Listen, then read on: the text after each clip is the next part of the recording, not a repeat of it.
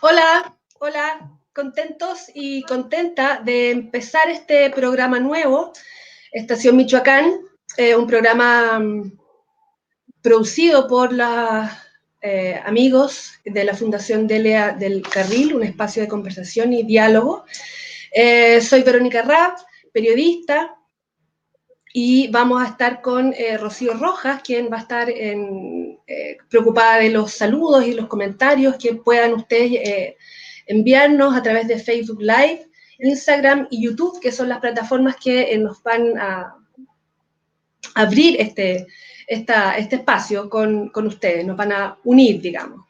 Hoy día tenemos una súper invitada. Ella es antropóloga social de la Universidad de Chile, política y exministra de la Mujer. Claudia Pascal, ¿cómo estás? Bienvenida. Hola, ¿qué tal? ¿Cómo estás? Mucho gusto. Bueno, yo hoy día en la mañana me preguntaba cómo empezar esta conversación, ¿no?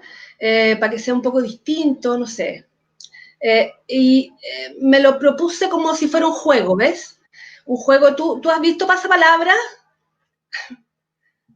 Sí, a veces. Bueno, que sea como un juego en el que tenemos poco tiempo, eh, respondas unas preguntas, pero respondas mucho, hables mucho en poco tiempo, ¿te parece? Lo vamos a intentar. Vamos. Bueno, comenzando ya de lleno en el tema que nos convoca, que es pandemia, violencia de género en pandemia. La pandemia nos ha hecho, entre otras muchas cosas, concentrarnos en los impactos diferenciados de esta crisis, sobre todo en los grupos más vulnerables, ¿no? Y dentro de ese grupo están las mujeres, ¿no? Entonces, la primera pregunta, Claudia Pascual, es ¿cuál es tu mirada de la realidad de la violencia contra las mujeres en contexto de pandemia? A ver, yo creo que lo primero tiene que ver con que efectivamente decretar medidas en el país que son absolutamente necesarias, como es las cuarentenas, como es el distanciamiento físico, digamos, de las personas para poder resguardar la vida primero, es tremendamente relevante, pero sin embargo esas medidas no se tomaron teniendo un protocolo de actuación y teniendo una educación o una socialización, digamos, con la ciudadanía de qué hacer, de cómo actuar en caso de estar viviendo situaciones de violencia.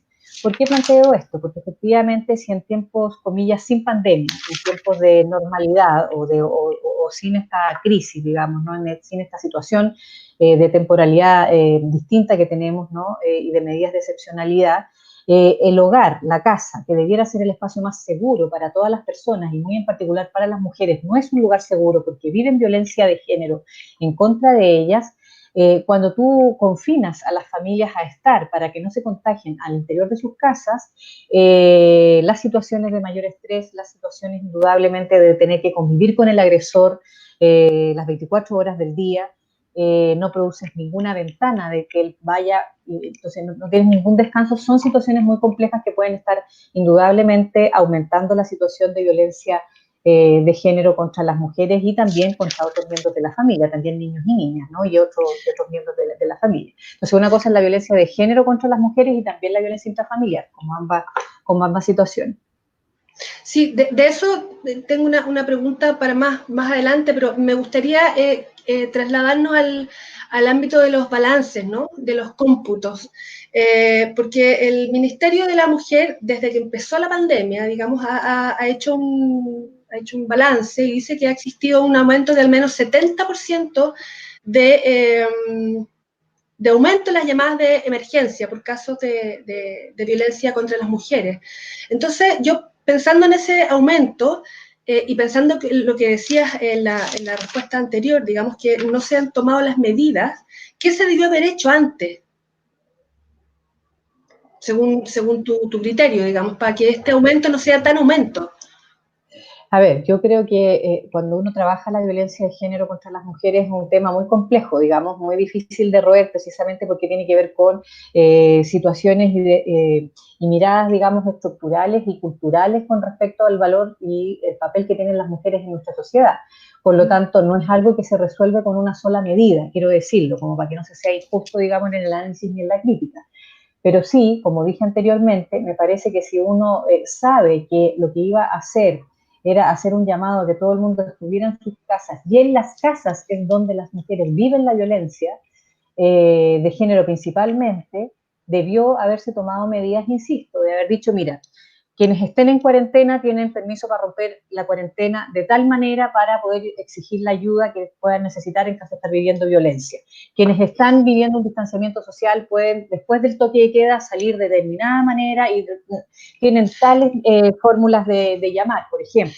Claudia, disculpa, te interrumpo en ese punto, porque, claro, tú me hablas de iniciativas, pero yo estoy pensando como una especie de plan, ¿ah? Una especie de plan más específico, sobre todo pensando en estos casos de cuarentena, no sé, que son especiales, no sé cómo llamarlo.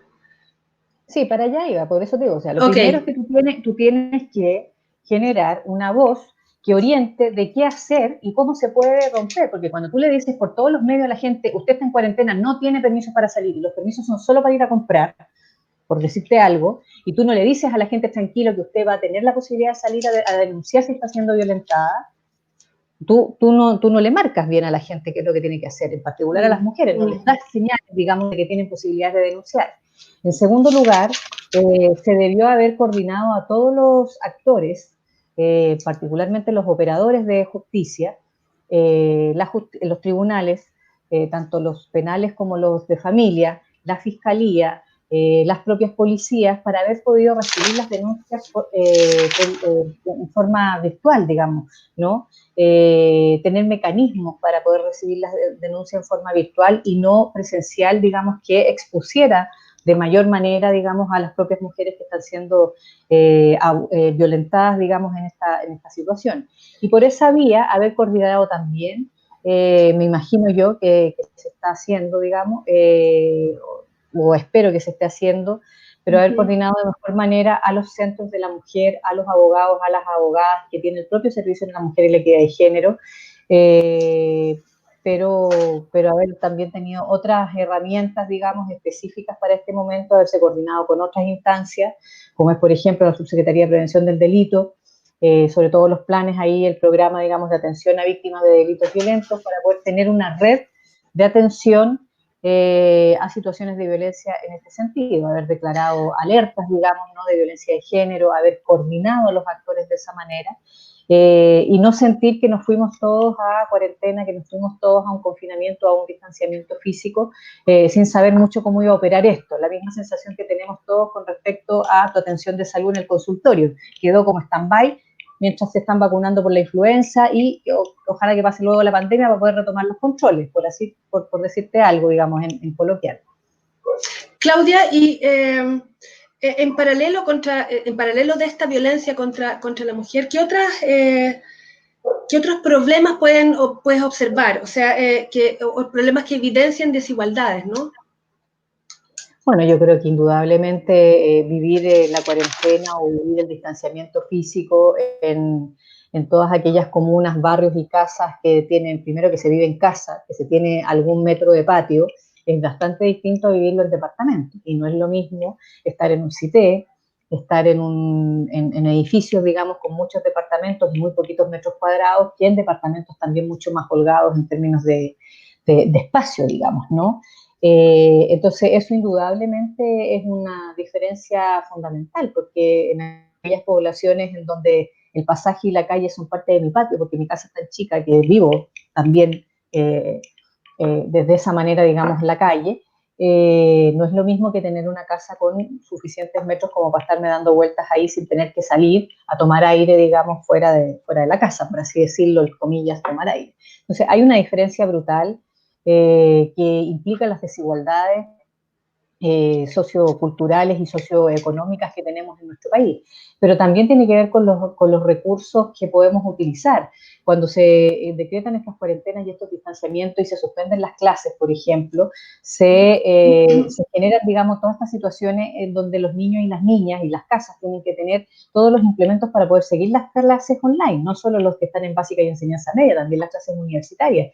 Y resulta que esto nos demostró que está bien que Chile tenga más de un celular por persona, en términos de los números, pero sin embargo no tienen todos computador y no tienen todos la conexión a internet suficiente como para poder seguir sus estudios de manera virtual, digamos, ¿no? Y eso implica indudablemente un mayor estrés, un mayor tiempo de dedicación de las mujeres en sus casas para poder seguir ahora las tareas por internet con los hijos y las hijas en los hogares, a su vez seguir tratando de hacer su propio trabajo, además del trabajo doméstico, etcétera. O sea, es un tema bien complejo.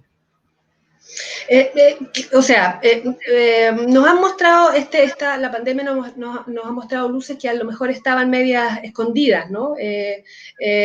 Por falta de acciones concretas, no sé, en fin. Pero en el fondo a lo que voy es que este panorama no es ajeno a lo que sucede en otros países de la región, pensando en Argentina, Bolivia, en fin. Y tampoco estamos hablando de un problema reciente. Entonces, ¿es un problema no resuelto? Y si es así, si es un problema no resuelto, ¿por qué es no resuelto? ¿Tú dices la desigualdad o tú dices la violencia? Volviendo al tema de la violencia contra la mujer. No, es un tema indudablemente no resuelto. Todas las sociedades del mundo en este minuto, en pleno 2020, tienen situaciones y fenómenos de violencia de género. No hay ningún país que no lo tenga. Eso para partir, digamos, la conversación. Lo que sucede es que aquellas sociedades que son y países que tienen sistemas democráticos, sistemas políticos, sociales y económicos y culturales más democráticos, más igualitarios, menos segmentados entre hombres y mujeres, con transformaciones culturales donde la cultura machista y el patriarcado, digamos, se pone en cuestión y se genera, digamos, esa reflexión, tienen menos fenómenos de violencia contra las mujeres, pero no es que no los tengan. O sea, pues estoy pensando, por ejemplo, en Suecia, Dinamarca, Noruega, o algunos países de Europa, tú pudieras decir, sí, son mucho más democráticos que nosotros, están mucho más avanzados en términos del papel y la función de las mujeres y el reconocimiento de las mujeres en la sociedad. Sin embargo, también tienen fenómenos de violencia de género. Lo que pasa es que tienen menos que, por ejemplo, países de América Latina o que países de África o de Asia, en donde el machismo, digamos, tiene una conjunción, digamos, mucho más todavía en bruto con el sistema económico desigual, etcétera, etcétera.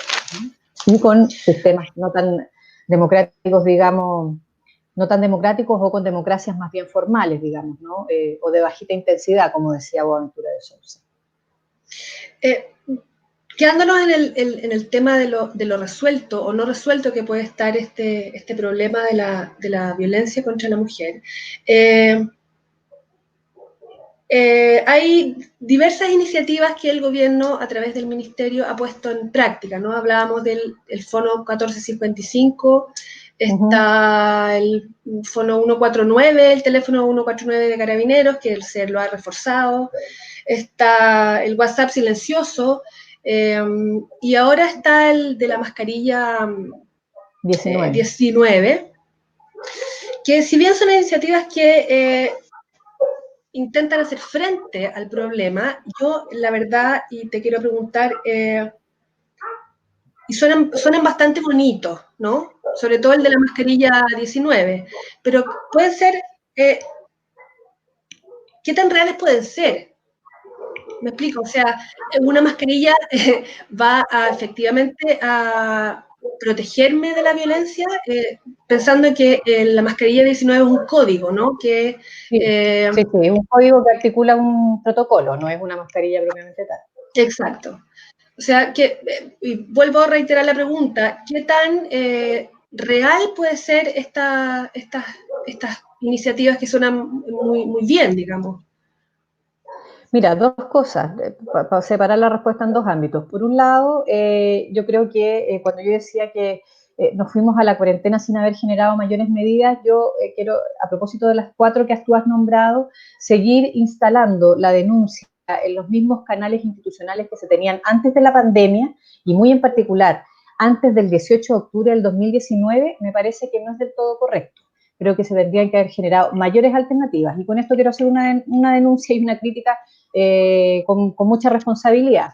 ¿Con qué valor, con qué respaldo, con qué credibilidad puedo yo seguir llamando a Carabineros de Chile para denunciar una violencia de género en mi hogar, después de que he visto que han sido los agentes violadores de los derechos humanos del 18 de octubre en adelante? Y lo digo porque un Estado, un gobierno, debe hacerse cargo de esa falta de credibilidad y de esa falta de legitimidad, y por lo tanto no puede seguir operando solo diciendo, mire, sigue llamando al 133, siga llamando al 149, que es la comisaría de la familia. Hagámonos cargo, ¿no?, de que aquí hay una situación compleja que tiene que ver más allá solo vinculado a la temática de violencia de género, sino que con la población en general. Entonces, debieron en ese sentido haberse generado más, insisto, por eso yo te decía, haber articulado a los actores del Poder Judicial, a la Fiscalía, etcétera, y haber generado otros canales también para haber denunciado ¿cómo se llama?, la violencia de género de manera virtual y online. Y en segundo lugar, esto el teléfono del 1455, digamos que del Cernamec hoy día es el mismo, es un cambio de número, pero es el antiguo 800-84-008, digamos, y es un fono de orientación de qué hacer, tanto para terceros como para la persona que puede estar viviendo violencia. No es un fono que recibe denuncias. Lo mismo este número 1455. Sin embargo, son básicamente orientación. ¿Cómo? Perdón, te interrumpí. Son básicamente iniciativas de orientación. Sí, es de orientación. Por eso te digo, porque lo que pasa es que la ley lo que te faculta es todavía solo a denunciar en la Policía de Carabineros, en la Policía de Investigaciones o en la Fiscalía o el Ministerio Público, ¿no? Esos son los 3 únicos lugares en donde se reciben denuncias. Por eso decía yo que se tenía que haber inventado una línea expedita online para poder haber facilitado esta situación. Y las otras 2 medidas, que son este WhatsApp, que es el más 569 9700 7000. Ese fue el último, creo. Ese es uno que se creó hace un par de semanas. Sí, es un WhatsApp que funciona. Yo sé, porque hay mujeres que han llamado, que me lo han reportado, y efectivamente te orienta, pero te sigue orientando, ¿no? Es un WhatsApp para orientación, para decirte que no estás sola y para indicarte cómo seguir los procedimientos en caso de denunciar. Y el ámbito de la mascarilla 19, bueno, yo no tengo la operatoria contrastada, digamos, con la realidad, pero me parece que no es una mala medida si es que efectivamente uno dice, bueno, como miércoles estoy siendo yo hoy día violentada en mi casa, ¿cómo lo hago para que mi agresor no se dé cuenta que estoy pidiendo ayuda? Voy a la farmacia a comprar cualquier cosa y aprovecho de pedir la mascarilla 19 y se activa el protocolo. Me parece que está bien orientado. Sin embargo, yo creo que también hay que decir que dicha medida peca de desigualdad, porque esa medida tiene una efectividad en aquellas comunas que tienen las grandes cadenas de farmacia, que son las que suscribieron el convenio con el Servicio Nacional de la Mujer y la equidad de género.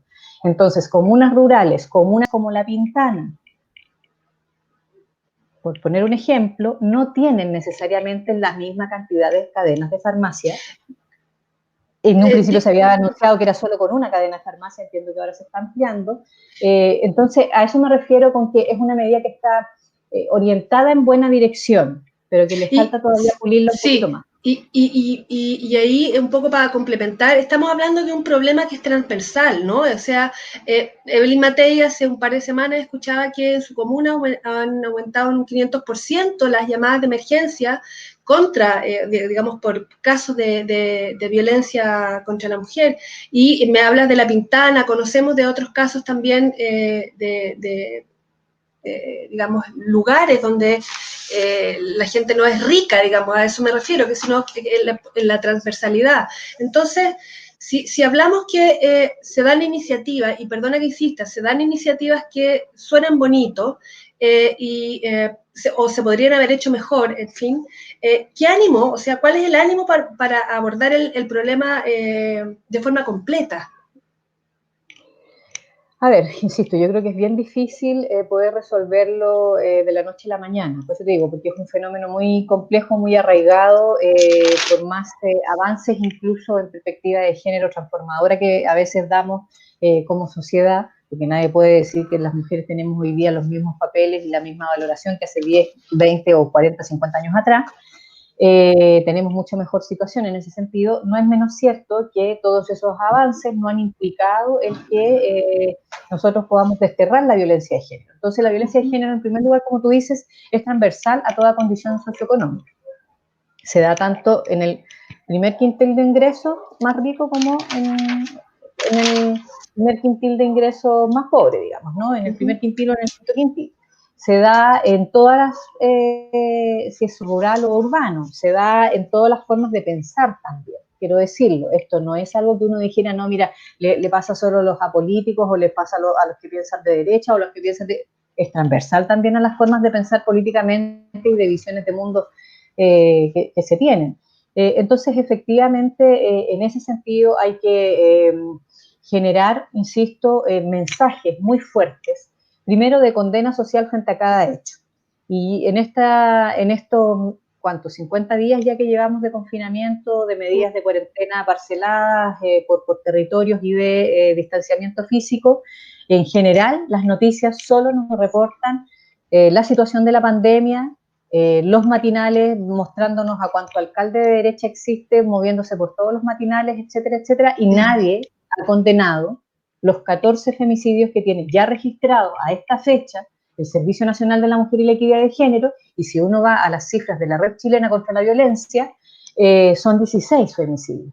Entonces, no hay el mismo tratamiento. Entonces uno dice, bueno, pero ¿por qué no se dan mensajes más claros de condena social?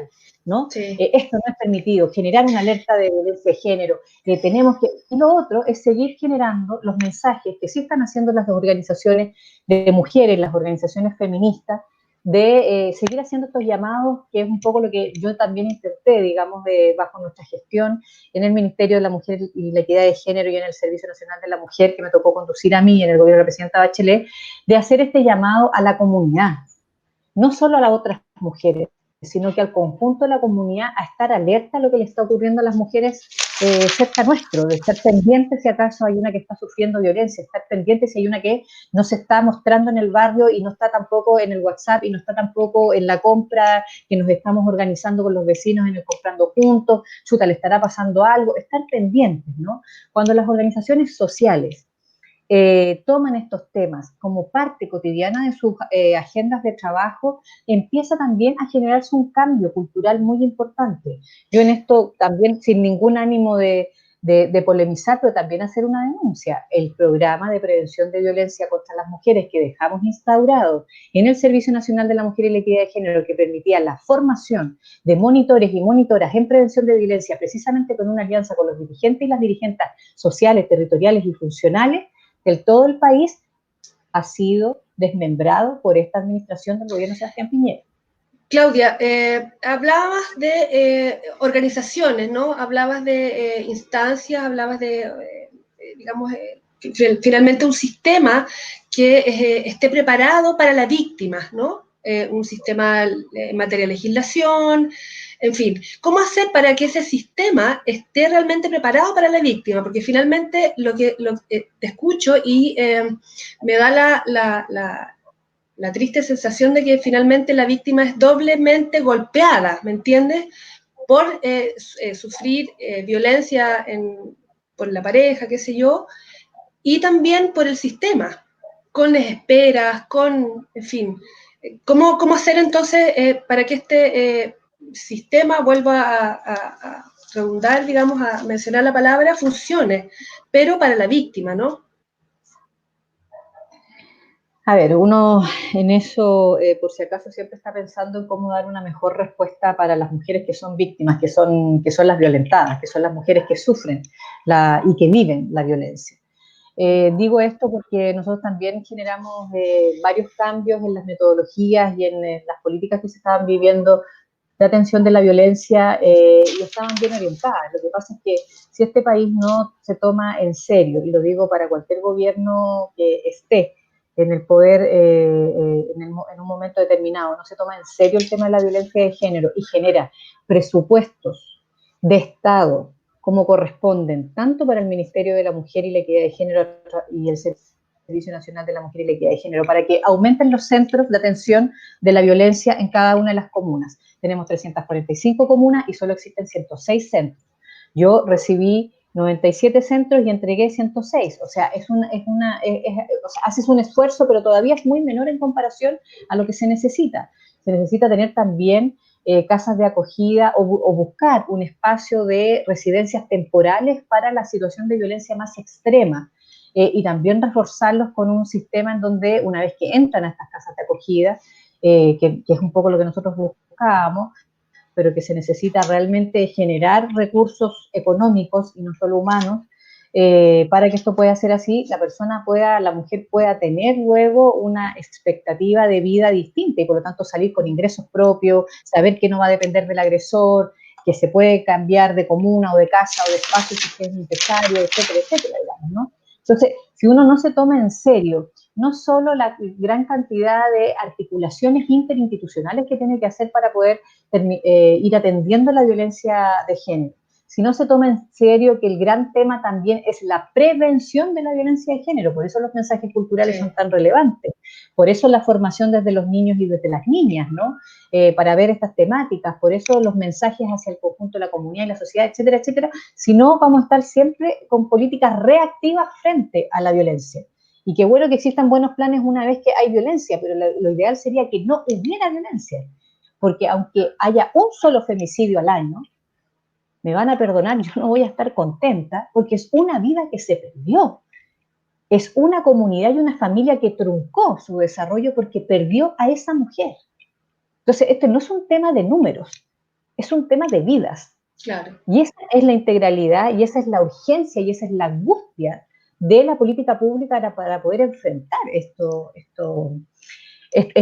estos fenómenos, digamos, y por eso insisto, si no nos tomamos en serio el tema de los recursos económicos, yo creo que hay muy buenas medidas, hay muy buenas ideas, de repente hasta los propios equipos daban mejores ideas de cómo articularse mejor, de cómo incluso tener más disposición ellos mismos ya súper sobre recargados de pega, pero si aquí el Estado no genera los recursos económicos para el autocuidado de los funcionarios y las funcionarias que atienden la violencia, si no regenera los recursos necesarios para tener programas de atención psicológica que reparen la violencia, si no genera los recursos para poder sostener la concreción de proyectos de vida con solvencia socioeconómica de esas mujeres que han sido violentadas, lamentablemente muchas mujeres no van a romper el círculo de la violencia porque son dependientes de manera económica. Entonces, esto es un círculo, digamos, que se va rompiendo en la medida que uno avanza con mayores derechos para las mujeres, pero al mismo tiempo atiende la violencia tanto de manera preventiva como una vez que se ha ejercido. Claro, atiende la violencia como un tema más en profundidad, ¿no? Lo que hablamos en un principio. Claudia, tenemos varias preguntas, Rocío, no sé si las podemos contestar, preguntas del público, de nuestra gente que nos ve. ¿Está ahí, Rocío? Hola, ahí está. Hola, buenas, ¿cómo están? Bien, gracias. Qué rico poder acompañarlas. Gracias. Gracias, Claudia, y gracias, Rebe. Sí, les cuento, hemos tenido varias interacciones en las redes sociales, estamos transmitiendo por 3 canales, así que vamos a pasar a la primera de las preguntas. Esta pregunta la realiza Patricio Cruz y dice: ¿cómo abordar la violencia intrafamiliar en la nueva Constitución? A ver, yo creo que lo primero es que la nueva Constitución deberá garantizar la igualdad, el derecho a la igualdad de género, y eso implica poder hacer, digamos, garantía de igualdad de género a las mujeres, a la población LGBTIQ+, etcétera, digamos, ¿no? En segundo lugar, implica también garantizar una vida libre de violencia a las mujeres de nuestro país. si eso quedara estatuido, digamos, desde los planteamientos de una constitución, implicaría que nosotros debiéramos emanar leyes acordes a ese mandato y por lo tanto también políticas que estuvieran con esa perspectiva. O sea, no sé si me explico, que cuando uno dice, mira, voy a atender la violencia y le voy a hacer, no tengo más plata, entonces le voy a hacer un par de sesiones de terapia psicológica y un par de recursos que son ínfimos en plata en comparación a lo que tienen otros ministerios para hacer una campaña en contra de la violencia hacia las mujeres desde el Ministerio de la Mujer y Equidad de Género, a decir, mira, ¿sabes qué? Yo en esta Constitución garantizo una vida libre de violencia hacia las mujeres, por lo tanto tengo que tener un sistema judicial que condene y sancione en la proporcionalidad del hecho de las violencias que están ocurriendo contra las mujeres. Voy a tener además una definición de leyes que impliquen decir, no solo estoy hablando de la violencia contra las mujeres en el hogar, no solo estoy hablando de la violencia intrafamiliar para niños, niñas, adultos y adultas mayores, familiares en situación de discapacidad, sino que voy a estar hablando de la violencia contra las mujeres en el espacio público, en la calle, en el centro laboral, en el centro de estudios, digamos, ¿no? De la violencia física, psicológica, sexual, de la violencia económica, de la violencia simbólica, de la violencia institucional, de la violencia política también, ¿no? De la difusión de imágenes íntimas sin consentimiento, por ejemplo, que hoy día le pasa, o sea, le puede ser víctima a cualquiera, hombre, mujer, etcétera. Voy a con las mismas fuerzas también a condenar y garantizar el derecho a una vida libre de violencia a transfemeninas, a mujeres lesbianas, a gays, etcétera, digamos. O sea, yo creo que esas son temáticas y contenidos que yo me imagino como títulos, digamos, mínimos de una nueva constitución. No soy constitucionalista, estimado Patricio, así que no tengo la totalidad, digamos, de cómo se redacta, ¿no? Pero creo que esos son temas fundamentales. Me parece que el tema de garantizar la igualdad y la equidad de género, y digo los dos conceptos, porque la igualdad nos remite a la igualdad de derechos y la igualdad en la dignidad de todos los seres humanos, y en este caso entre hombres y mujeres en particular. Pero la equidad nos remite a la distribución de los recursos, y aquí tenemos los recursos económicos muy importantes, porque las mujeres tenemos una situación de subordinación económica también en general en nuestra sociedad, pero también la distribución de los recursos de poder, y por lo tanto que las mujeres estén de manera más igualitaria en todos los espacios de toma de decisión. Yo me imagino una democracia paritaria. Otra pregunta, caso, creo. Claudia, sí, dale. Perdón. Sí, en ese caso, no estando todavía en el escenario de plantear esto de manera constitucional, ¿cuáles crees tú que son las formas comunitarias y autogestionadas de protección que se conocen y cuáles son las que son más efectivas hoy día? A ver, yo creo que primero la comunicación con la persona, con la mujer que está siendo violentada, el no dejarla sola, el tener mucha paciencia. Mira, uno de los mensajes que nosotros trabajamos muchísimo, porque te pasa mucho que las familias o la red de apoyo de una mujer que está viviendo violencia o una mujer que vive violencia a veces te dice, lo que pasa es que pucha, yo sé que esto está mal, pero se cansaron de decírmelo. O la que está tratando de ayudar y decir, no, es que ella es la tonta, que ella es la que se deja, es que ella es la lesa, pucha, se lo hemos dicho tanto.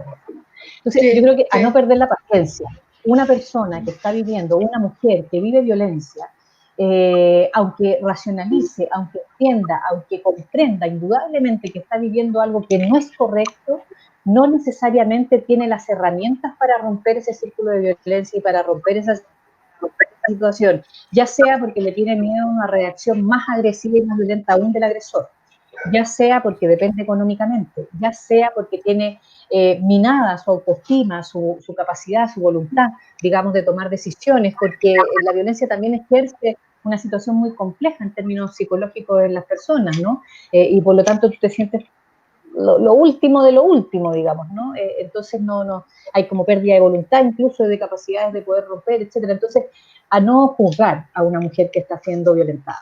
Eso es lo primero, a mí me parece que es fundamental, y para eso ayudan todas las herramientas.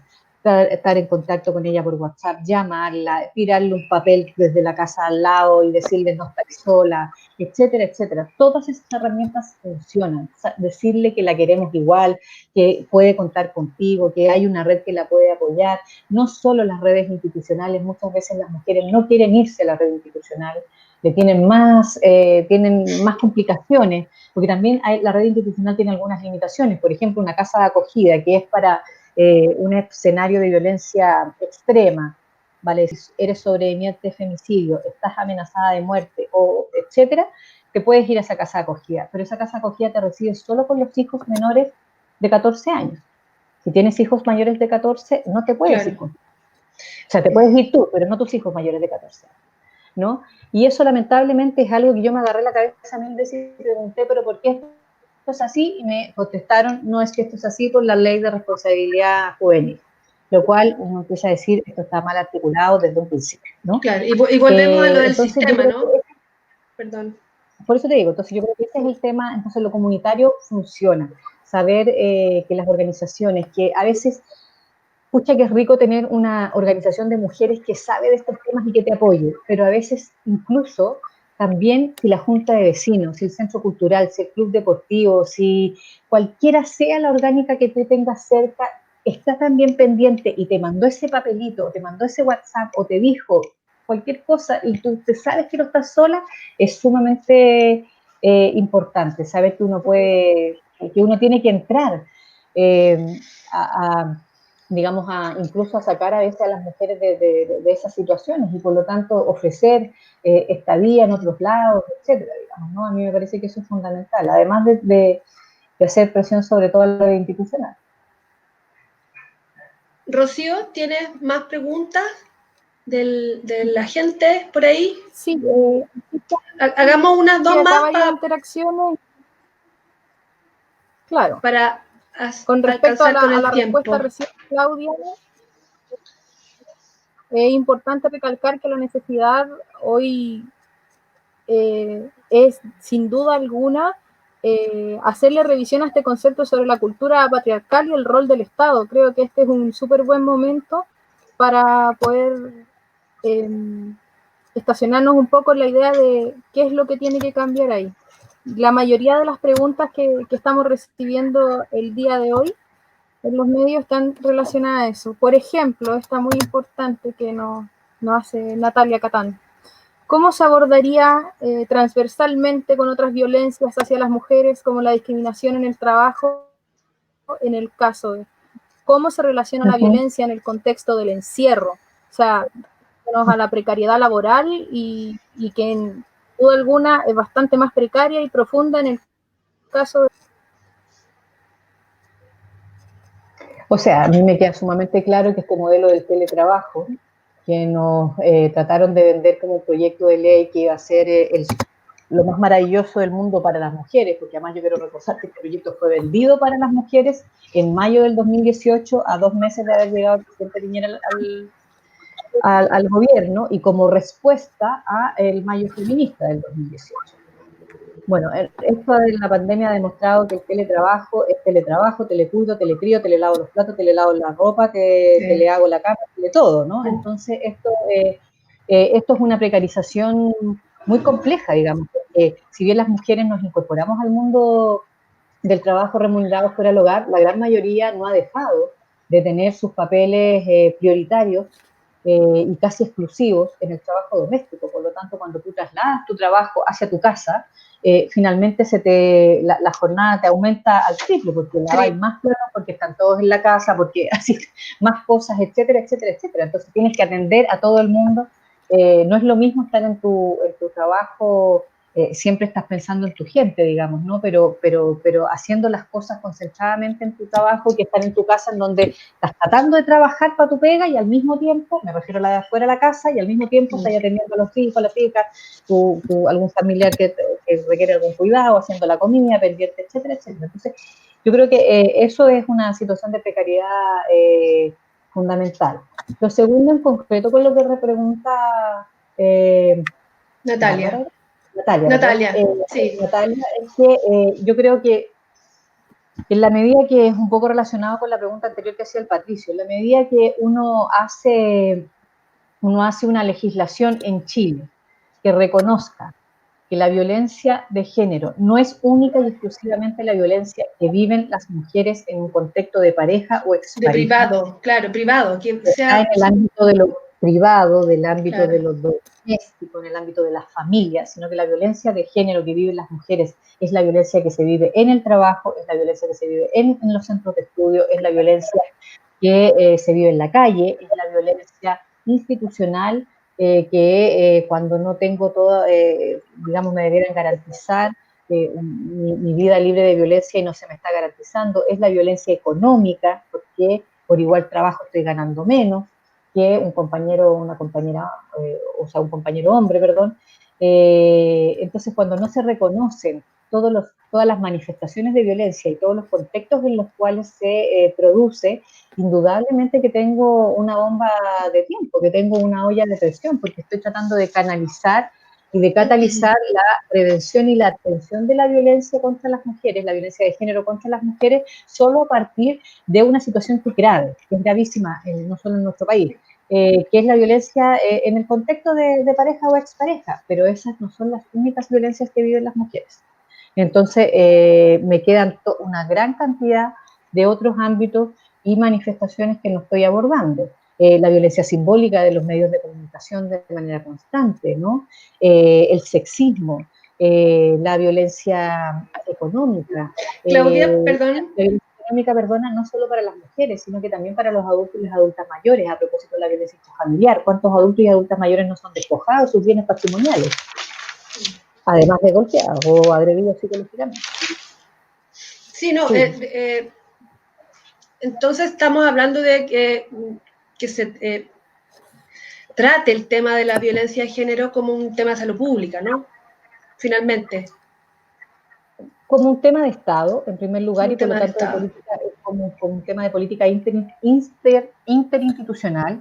Mira, en la ley que garantiza, el proyecto de ley que garantiza vida libre de violencia, que nosotros lo alcanzamos a tramitar muy poquito porque nos pilló el cronograma de elecciones del año 2017 y no nos querían dar fondo en las comisiones, dicho sea de paso, lleva 2 años y un poquito más del gobierno de Sebastián Piñera y todavía no está aprobado.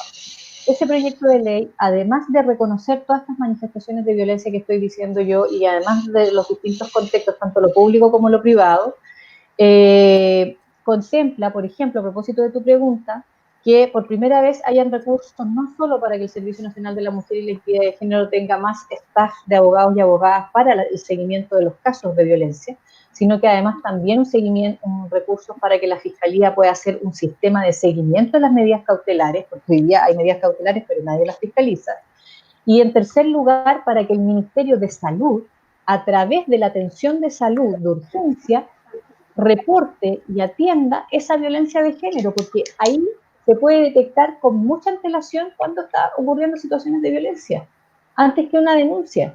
Si en general las mujeres llegan a los centros de salud cuando la situación de violencia es grave, ¿no? Antes de incluso atreverse, de perder el miedo a poder denunciar. Entonces, si uno tuviera un sistema de detección temprana por parte del sector salud, sería muy importante. Rocío, ¿tenemos tiempito para 2 preguntas más? Sí, hay una pregunta que se me queda dando vueltas con respecto a la relación de la violencia hacia la mujer, pero no solamente llevándola hacia el contexto del género, sino también, como recién comentaba Claudia, la violencia hacia el adulto mayor y también la violencia hacia los niños, hacia los hijos. Cuéntame cuál sería el desafío para poder conectar eso dentro de las temáticas importantes en la nueva Constitución. Insisto, yo creo que la garantía de una vida libre de violencia, del respeto a la diversidad de personas que somos, la garantía, digamos, efectivamente a la no vulneración de derechos y conceptualizar tanto a las mujeres, tanto a la población LGBTI+, como a los adultos, las adultas mayores, como a los niños, las niñas, también a los familiares en situación de discapacidad, como sujetos y sujetas de derechos. Si uno no los conceptualiza como sujetos y sujetas de derecho, siempre los va a hacer como subsidiarios de algo, ¿no? Como que por chorreo le llega alguna política, y eso no es lo que deberá ocurrir. Esa es una de las premisas, digo yo, que para mí es fundamental para poder abordar no solo las situaciones de violencia, sino que en general las situaciones de discriminación que viven todos estos segmentos de la población en Chile.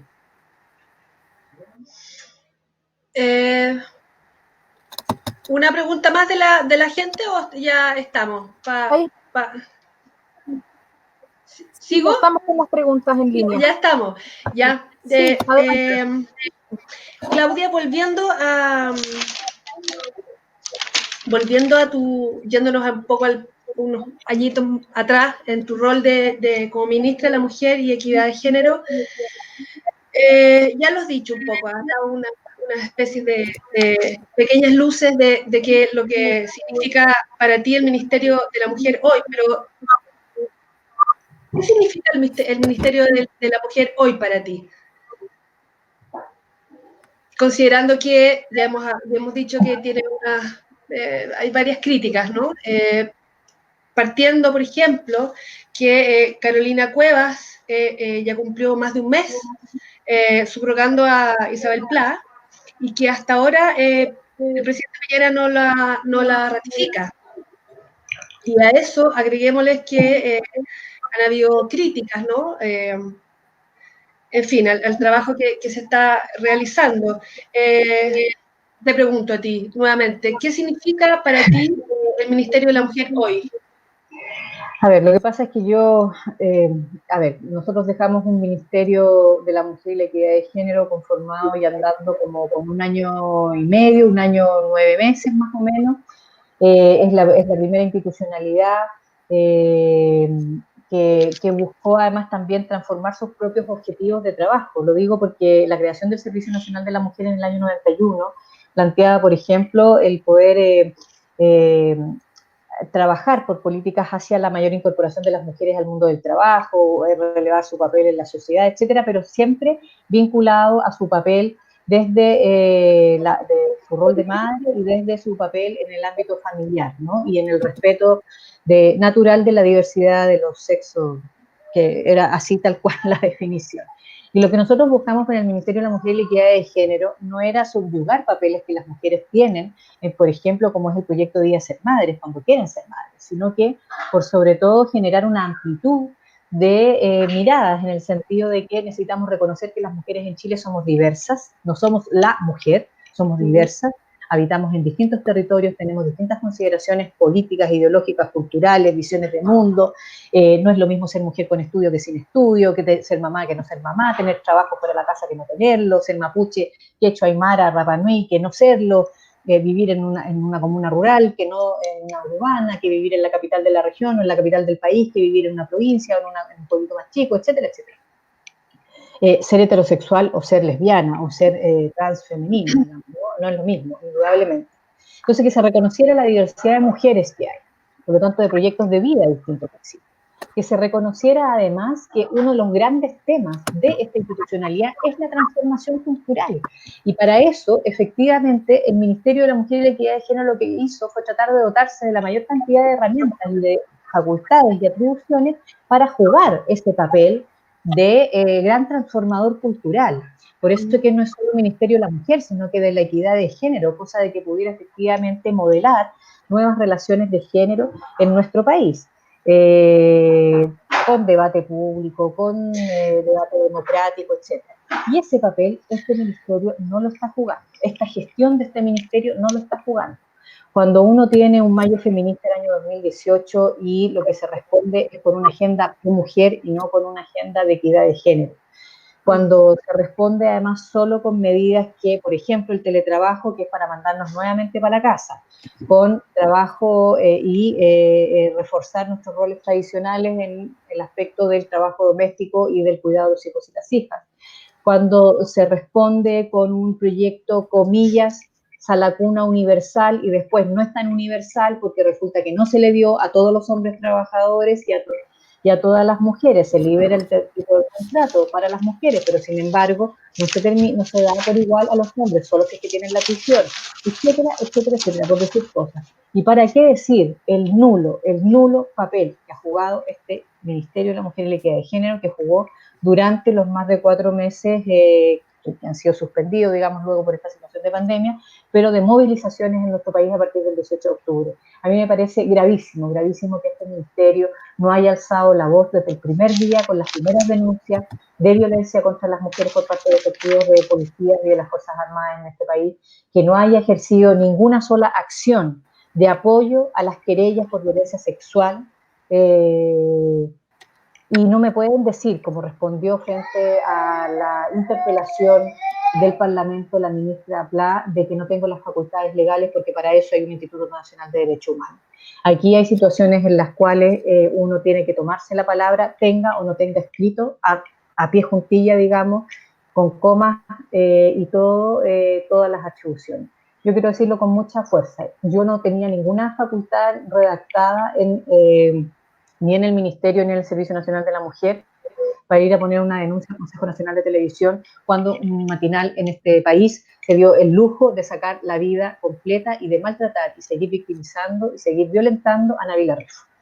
Entonces, cuando uno se cree el papel que tiene que jugar en la sociedad, hay cosas que se toman atribuciones que le corresponden, porque las mujeres estaban demandando una actitud distinta de este ministerio. No es una patudez, es precisamente ir en coherencia con lo que las mujeres le pedían al ministerio y a las autoridades en este minuto. Y por lo tanto, hoy día quien subroga, le da lo mismo si lleva un mes o no, si es ratificada o no. Quien subroga tiene el mismo papel por omisión que se le criticó a la autoridad anterior. Queda claro, ¿no? Entonces, que en todo este contexto de aumento de casos de violencia contra la mujer, violencia intrafamiliar, en fin, el ministerio y su rol estarían no siendo muy, no estarían sacando nota 7, ¿no? Básicamente es eso. Yo creo que es eso, yo creo que es lamentable, porque es una institucionalidad que se crea para crear, por ejemplo, que es la ministra de la Mujer y la Equidad de Género quien convoca un consejo de ministros y de ministras para pensar el plan de igualdad de mujeres y hombres en nuestro país. Se dejó hecho un plan nacional de igualdad hasta el 2030 entre hombres y mujeres. Ahí duermen los laureles, creo que lo actualizaron entre cuatro paredes, nosotros lo hicimos de manera participativa con las organizaciones de mujeres, con mujeres en cada una de las regiones, etc. No ha sacado la voz ni ha sacado las garras que debería sacar como ministerio. La idea era que fuera una institucionalidad que además peleara cada vez más por más recursos económicos y más recursos humanos, porque cuando tú le das la atribución y la facultad de pelear la transformación cultural, la magnitud de la tarea, como dirían algunos más tradicionales, es gigante. Y con los actuales recursos humanos y los actuales recursos económicos no alcanza. Y por lo tanto, si tú no le sigues destinando más recursos para tener más y mejor atención en la violencia, más y mejor prevención de la violencia, tener articulación de la incorporación de las mujeres a los programas de empleo, tener fomento de la participación ciudadana de las mujeres, tener espacios del buen vivir de la sexualidad y la reproducción, y cuántos otros programas más se te puedan ocurrir para los distintos segmentos de mujeres que tenemos en el país precisamente por nuestra diversidad, programas específicos para mujeres lesbianas, programas específicos para mujeres indígenas, rurales, etcétera, digamos, ¿no? Estos son temas que hay que seguirlos trabajando, y eso no se ha hecho nada, al contrario. A mí, quiero decirlo, con mucha pena, se nos hizo un recorte en el último año de presupuesto que yo traté que no afectara a los programas. Y por lo tanto traté de apretar el cinturón en la parte más administrativa. Pero desde el año 2017 a la fecha se le ha venido recortando el presupuesto al Ministerio de la Mujer y la Equidad de Género, sistemáticamente. Y ahora, con pandemia, se le vuelve a recortar. Sí, realmente es realmente sí, ridículo sí. cómo puedes seguir enfrentando estas tareas con esos recortes económicos. Sí. Concuerdo contigo, Claudia, en lo que planteas, ¿no? Se nos acaba el tiempo y me está quedando una pregunta que no quiero que se me quede afuera, digamos, porque es una pregunta más bien de futuro, ¿no? Porque la pandemia nos mostró que la violencia contra la mujer es mucho más grande de lo que nosotros pensábamos o de lo que nos habían mostrado, ¿no? Hablamos de violencia contra la mujer, pero también, y eso lo vimos durante la conversación, existe una violencia intrafamiliar que afecta a niños, a niñas, al adulto mayor, ¿no? Y aquí la pregunta del futuro que te comentaba, ¿qué viene? O sea, ¿cuál es el tipo de política pública que pudiese funcionar, digamos?